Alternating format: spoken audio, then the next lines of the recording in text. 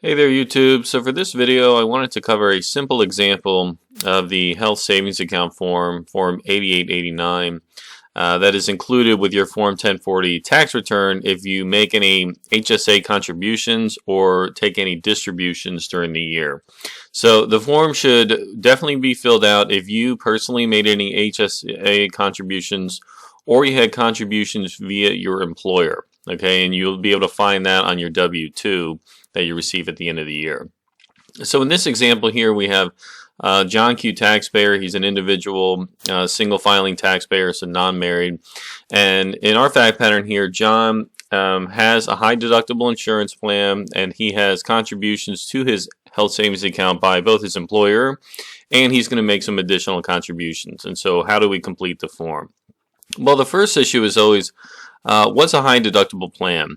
So if we look at the healthcare.gov site, and this is really important to know, before you start contributing to an HSA, the IRS defines a high deductible plan as any plan with a deductible of at least X number of dollars for an individual, and this number gets adjusted normally every year or at least every few years. So for 2021, if you're an individual and you have a health insurance plan with a deductible of at least $1,400, then you have a high deductible plan.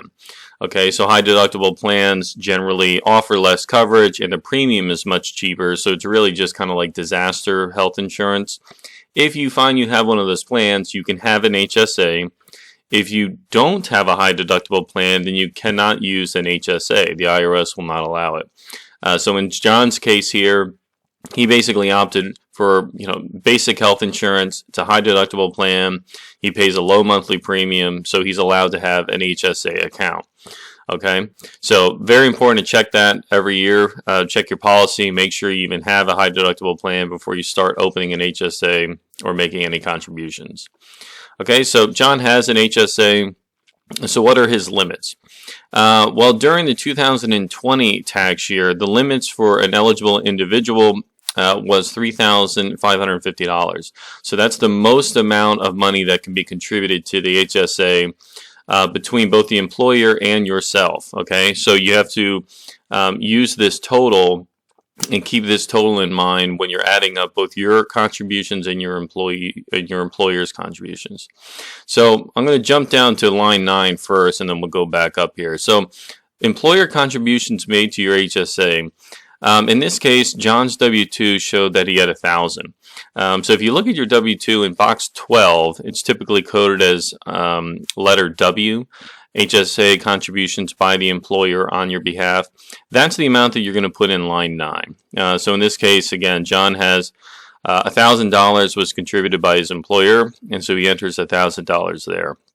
Now, the reason why that's relevant is because if John wants to add more to his plan during the year personally, he can, but he can't exceed the contribution limit for the year. So $3,550 is the max. He had 1,000 put in by his employer, so that leaves him a difference of $2,550 that he can contribute. Okay, if he goes over that, that's a problem, right? If you go over the contribution limit for the year, the piece that goes over is not deductible, it's not tax deductible, and the IRS imposes an excise tax until you take the money out. It's usually about 6%. So if you put too much money into this thing, you need to rectify that immediately so you're not being charged the excise tax. So in this case, John contributed an extra $1,500. That's what he put in. So he puts in his contribution here of $1,500. Do not include on line 2 employer contributions, right, as it's listed here. So employer contributions don't go on line 2, they go on line 9. So John's got $1,500 in there. It's under the limit. If you go down to line 12, again, this is the tax deductible limitation, right? Because he's already put in $1,000 via his employer. That was the employer contribution. So the HSA deduction that John is allowed is the smaller of line 2 or 12. So in this case, the amount he put in of $1,500 is going to be fully deductible for John on his tax return. So the $1,500 is ultimately transferred up to Schedule 1. So if we jump up to Schedule 1 here really quickly, we'll be able to see it in Part 2. So Part 2, line 12, we have the health savings account deduction, $1,500, and then as it notes there, we should be attaching the 8889 when we file our tax return. Now, just some other things to note here.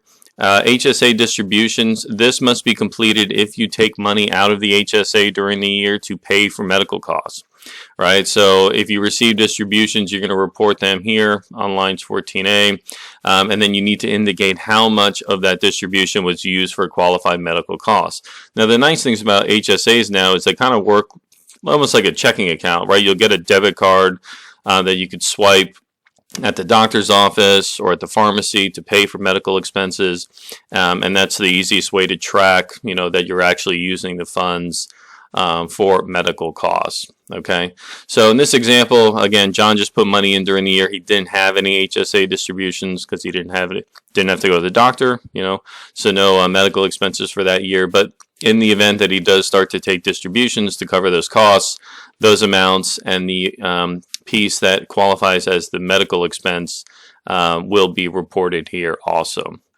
Okay, so that covers it for this example. Very, very simple, as I stated. I hope that was helpful.